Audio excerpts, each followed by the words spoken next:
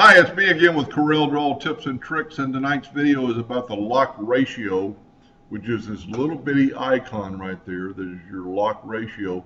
So when you're clicked on an item and you have it locked or unlocked, but it's really hard to see.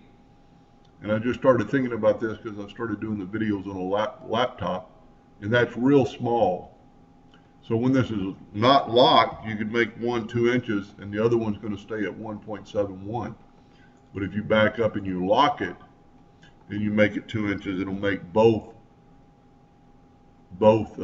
ratios 2 inches. But to make just this one icon bigger, right click on it, go to customize, go to property toolbar, make the button large size. Now that makes all these larger, but as long as you've got them all one thing you've got in your page. But now you can see that that's definitely locked or not locked. And that's true with all these. I mean, it makes them a lot more visible. Let's back up here and let's just customize property small button. And it makes everything small, but it makes this thing so small that you cannot really read it.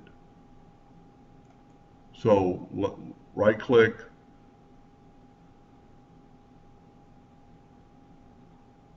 and here you can have image or property and change the the ratio and change the appearance and make your it's not going to make it that much better doing it this way because you still can't see it.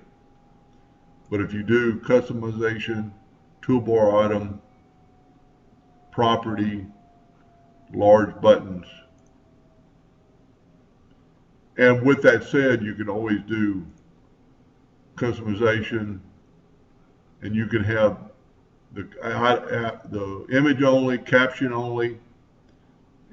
below image, caption to the right of image. So if you do this, it tells you things, but it's also going to maybe run you out, and you're not going to have all your information in here.